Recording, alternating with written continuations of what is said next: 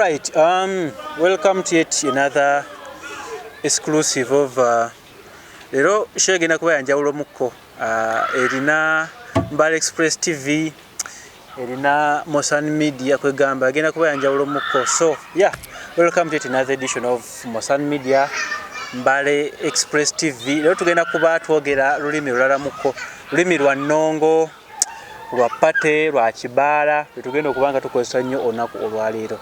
Era nga olunaku olwaleero ndine Izak King the man himself, ebyogeddeko bwongezi Izak King. Yeah man. Naye ng'ebyadde man himself nze mbyeyongeddeko nganze. Mpozi n'ekirala tunagenda latu wano ku Mount Elgon Hotel. Omuntu ayagala okufiiringa kye bayita hotel experience wano mu Mbale City obadde Maite Bugisu. Toyinza kubuusa Mount Elgon Hotel maaso mu bintu byonna ebya hotel. Twogera ku rooms, spacious rooms, hotel, rather restaurant, bar, swimming pool, health club, byonna bijjano ku Mount Elgon Hotel. Esangibwa ku Masaba Road. Abasinga gye muyite kuba erigenda Moni oba mu senior quarters. Bagita Masaba Road. Osobola ogisanga nobanga ofuna experience eyaludde okulabika, a home away from home. Well, Izak King olunaku lwaleero. Izak King yono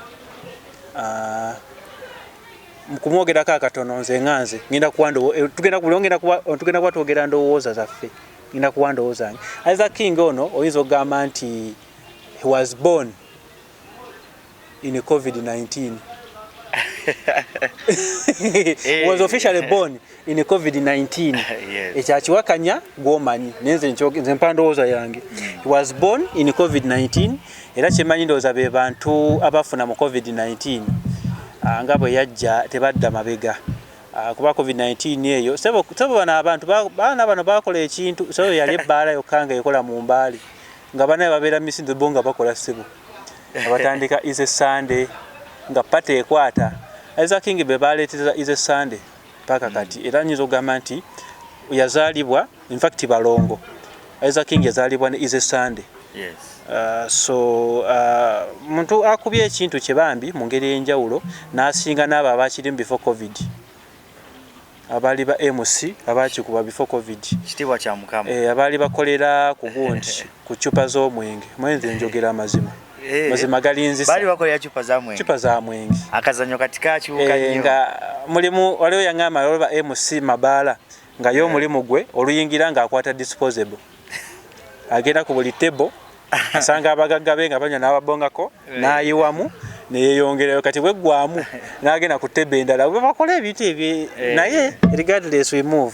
So Izak King ensonga kitumira olunaku olwaleero tulina kye bayita Izak King Xperience.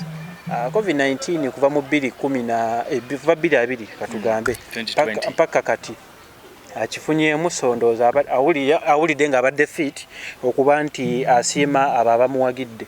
Wanga omuntu ateekeko ekivulu 1 kuba kusiima abakubeereddewo, 2 okubaddiza, 3 okwekaka kuba wabagenda kweyisaamu ggaali okwezuula wa wootuuse ogenda otambula so okwechekinga brand etuuse wa ogenda kwechekinga. So I have Izak King on set ngenda mukiza ababuuzeeko then we kick start. Izak King, over to you. Yes, thank you so much Mosan Media, thank you so much Mbale Express TV.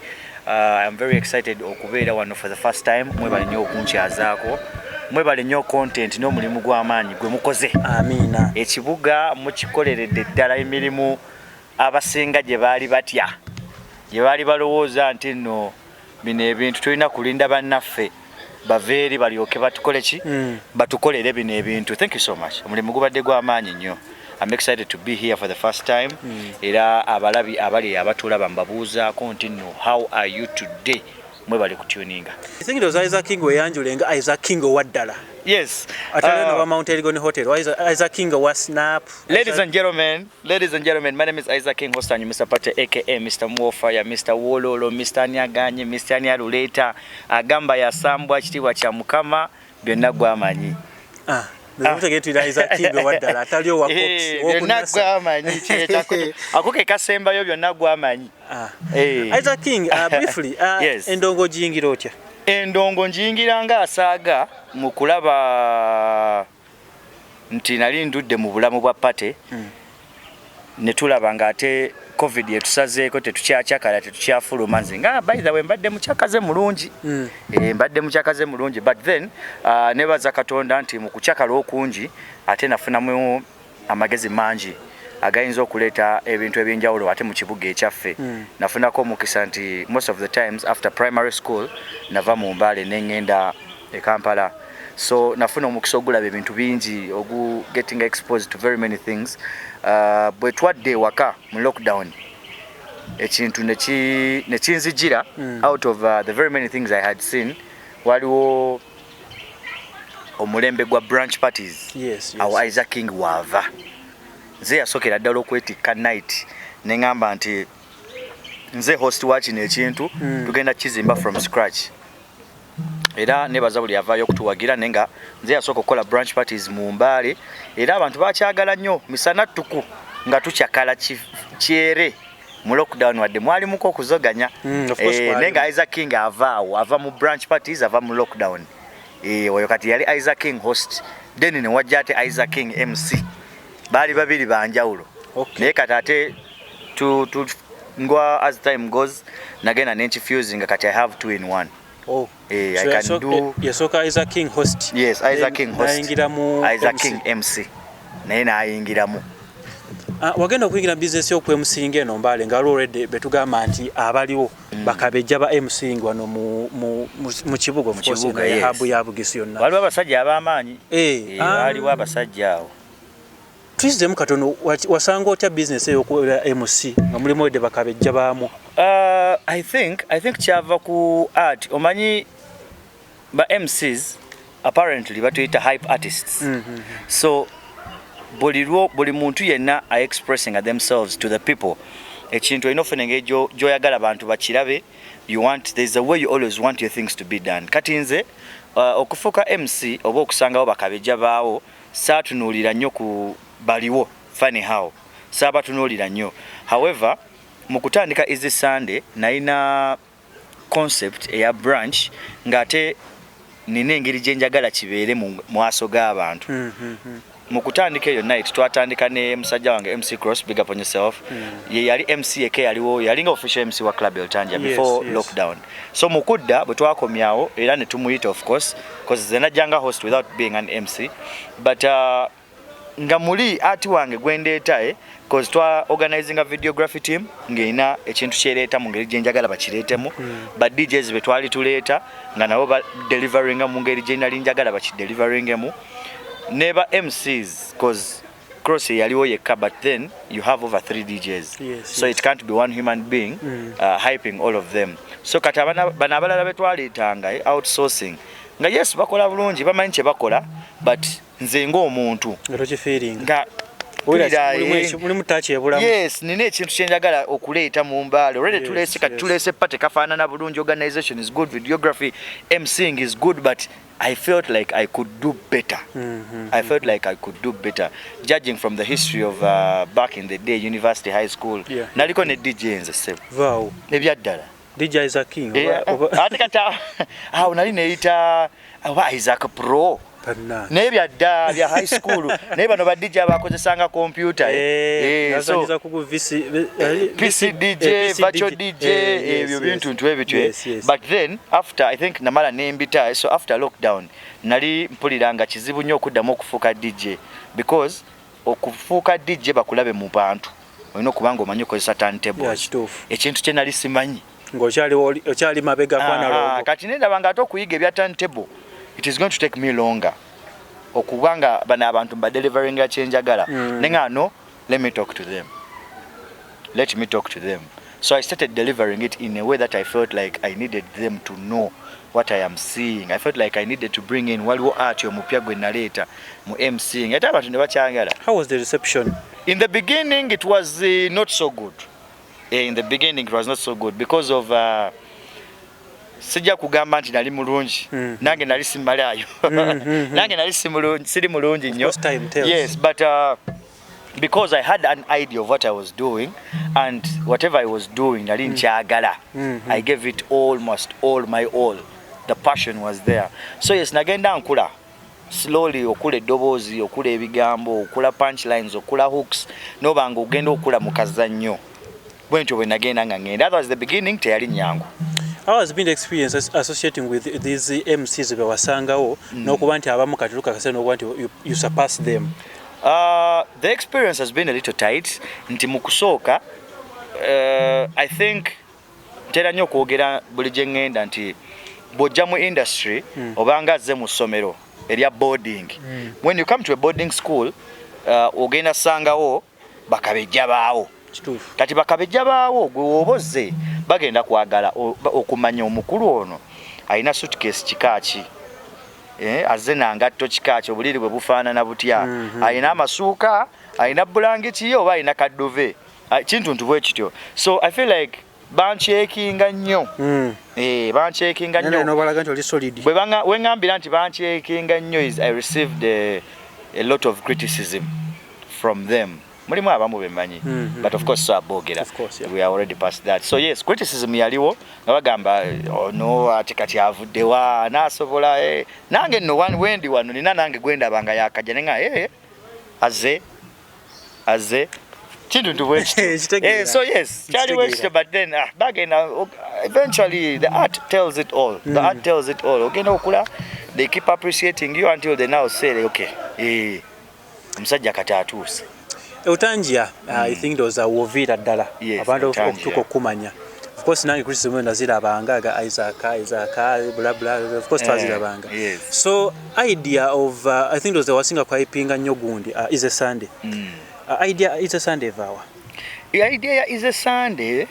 Kubanga msoka alinga Slogan Avenue, something like that. Blah, no, blah. Slogan Avenue was a clothing line I was doing in lockdown. Yali clothing line nga tukola customized clothes, tukola t-shirts, sweatpants, hoodies, capes, nga bino kati nga bino benyambadde era Slogan Avenue ebikola. So yes, twakolanga nnyo customized clothes, but then Slogan Avenue, because yali epickinze ku online, I had followers, I had people who are now more interested in the brand, so the numbers were there. Now I think to myself, what else to use these numbers for? Because you can't, like a person asomyeko yenna, you can't keep your mind in one box. There oba weri meeting you can see your yafe.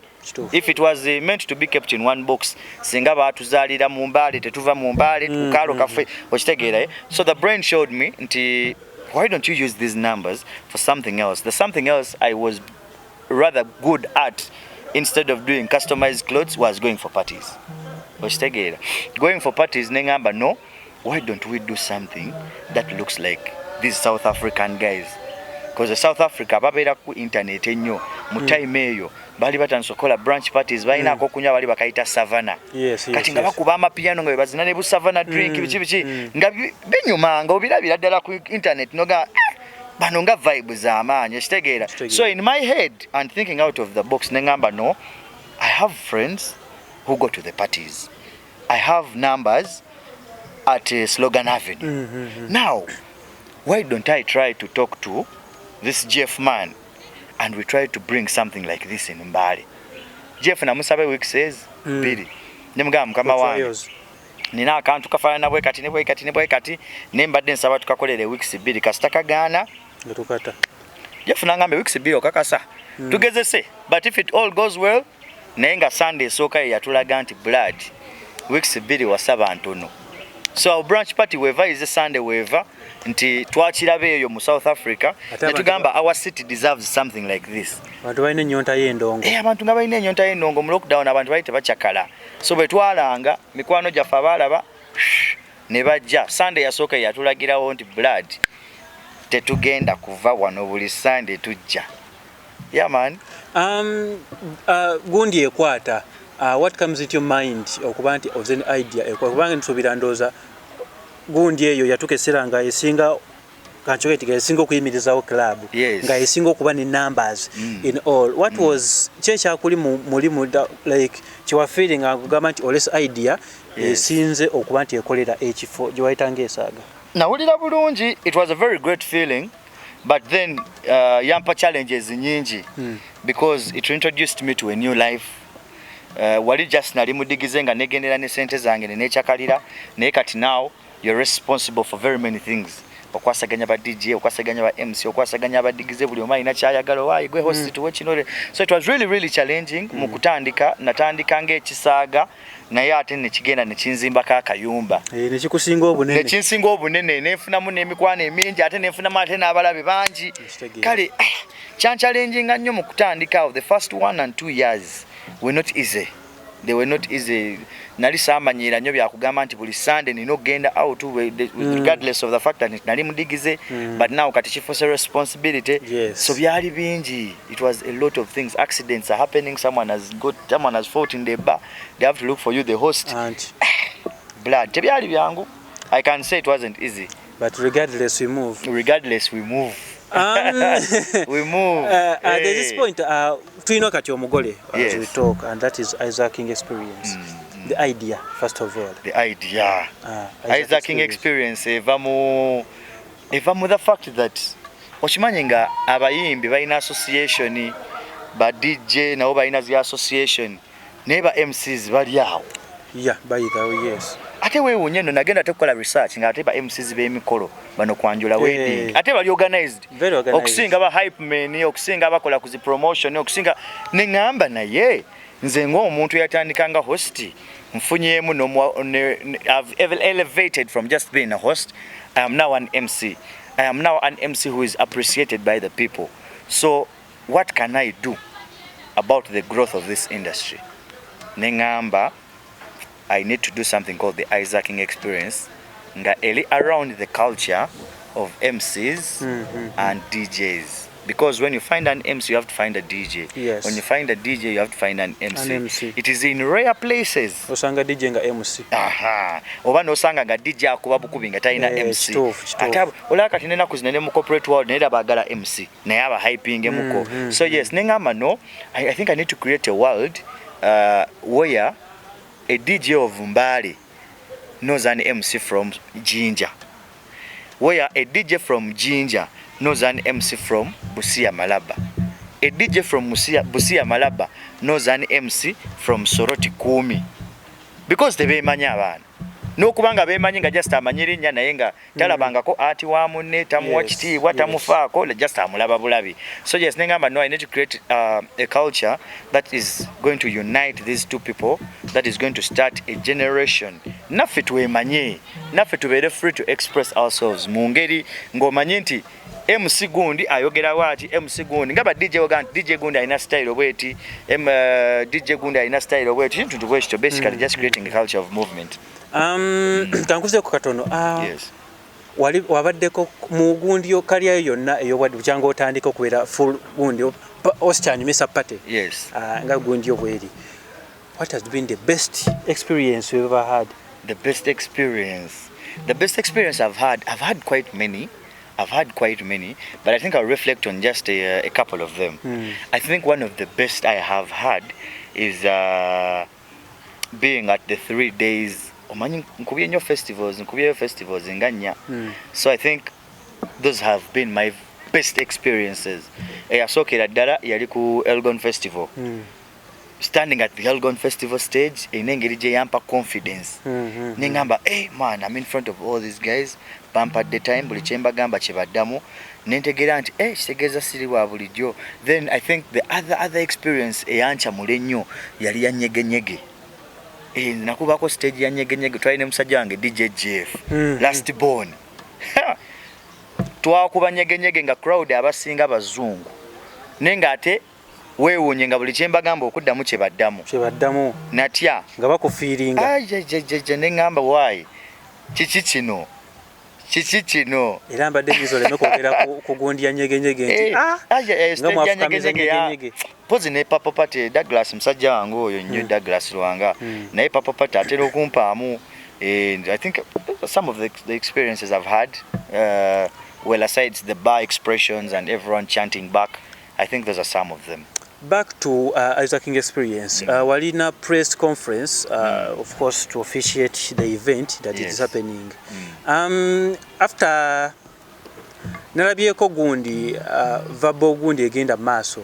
Cold War egenda maaso. Cold War ya history no teyalwawo by the way. Ebyaddala. Ne musajja wange Isaiah Destiny. The man. Isaiah Destiny akikwata bubi naye batumuleke. No, kati now, let me first kansoke kuterezemu. I think yali media launch, by the way. Okay. Yali media launch, it wasn't a press conference. Nga abasinga bebakitegera. Media launch twice basically to media personalities and representatives of performers who are going to be at the event. So twasinga nnyo kubeera interested mu media personalities, content creators, influencers, and artist representatives. Otherwise, I think Isaiah chikwata bubi, he rather thought, no, I think I am commanding the artists. Nenga botunulira bulungi video eyo, the lengthy part of it says, I am requesting artists okumbereramu because I don't have a dime. Bwenze jane nkugamba kulubya. Mbadde nsabye onkyazeeko ku channel yo. Naye sirina sente zingenda kuwa. Kuba sirina. Sinti saagala kuwa oba sikufaako oba siwa mulimu gwo kitiibwa. Naye sirina. Mbadde nsabye ompagire onkyazeeko lofiiti. Nenkyogera mu bantu ne ngamba waayi. Kulubya ankyazizza naye nze kufiri ambeereddemu kati olw'ensi yanditegedde etya nti wankyaza for free. Bwe soogera walitegedde otya nti musajja wange simusuubira mu kintu bwe soogera dano okubeera awo ogambe nti kangende musajja wange nja mukolera kituufu musajja wange naye alina okumpa n'okunjokya ate kati nze kashooka alabye sirinaayo sponsor sirinaayo musajja wange nanga Roma Avenue yankwatibwa bukwatibwa kisa nagamba otobye ate Aroma no yasookera ddala nga yakalaba kaposta akasooka tekuli na performer tekuli kinangamba blood nze ngenda kuwayo kenkuwa otandikiraawo so posta teriko nnyo ba sponsors. I am basically trying to struggle with this thing alone and abambeereddemuko event life ogimanyi it's quite costly and yeah I think nali ku kisenge nga the only option I have is to speak the truth but unfortunately ng'omukulu Bobi Wine bwe yagamba if you speak the truth be ready to stand alone. If you speak the truth, be ready to stand alone. So I think some people just don't like the truth. Bagala nnyo sugar coating ebintu netufuna engeri n'okubira amasimu after the show nega ngenda kukolako olinda nkubira linda ngenda kukubira nina kyemaliza ano kitegeera which I don't think I would love to roll like that. So yeah, ndowooza yakitegeera bulala bambi. Enkuba ndaba esazeeko naye ndowooza we wind up. Twogere ku nsonga ya show yennyini. Show tutegese show tugikoze nga twagala kola culture uniting our DJs and MCs for the first time tugenda beera ne ba DJs over 20 DJs over 20 MCs bonna abakyala n'abaami DJ Slick Stewart DJ Lola twina regional DJs Jinja Soroti Iganga Kumi Malaba Busia menye chinde kechi wona wavayo MC ne DJ nga wenkugambye in the beginning we are trying to create a one safe space for DJs and MCs to unite to creating a generation empya to creating an association eyaffe ngaba DJs neba MCs abali very organized basically checho kuyingira kitwalo on the D-Day aleba tickets already running okuyingira on the D-Day kijja kuba mitwalo 2 tables for 5 people kujirako ebyokunywa for they are going for 500,000 then 10 people 1 million togede venue tugenda beera ku Elgon Museum date egenda kuba 27th of July pate etandikirawo ddala ssaawa 9 misana tuku tickets physical ziri mu bifo 5 tugenda beera ku selling points zino Wamanga Elgon Museum Julio Hair Studio wali ku Republic Street Kilemba Collections Guga Mall Aroma Avenue Guga Mall then wasemberayo ddala tujja kuziteeka ku Snap Lounge ninayo night buli Friday so yeah tusibula Snap Lounge abatulaba mwebale nnyo kubanga kwe muli subscribe tell a friend make sure you share the link for this poster mwebale nnyo kunkyaza kulubya thank you so much Mbale Express TV yeah mwena mbalinze mujje tulabiseemu ndowooza embeera mugiraba tugenda kubanga nyongerako ebingi ebisingaawo tugenda kuddamu nga naye nga mugende muganda nga Izak King muwagire interview egenda kuba ya mukisa kuba olabe erese n'enkuba mugende nve kwegeza ebintu ebitakwatagana mugende mu show muwagire abayimbi basinze okuwagira nno naye abayimbi weewunye n'abayimbi abaguze table ninayo nga bana sofa iza 500 abayimbi bajjenga tebagenda yimba just baze nabo kuwagira balabe ekinyumo okubeera mu audience kwa sababu beera kusenyo kasaba ku stage naye jangu ko mu show ngenda beera mu audience olina ogenda ofuwe olina ekiruma okufuwa abantu sente kasera abafuwa tudemu gatuzemu sayonara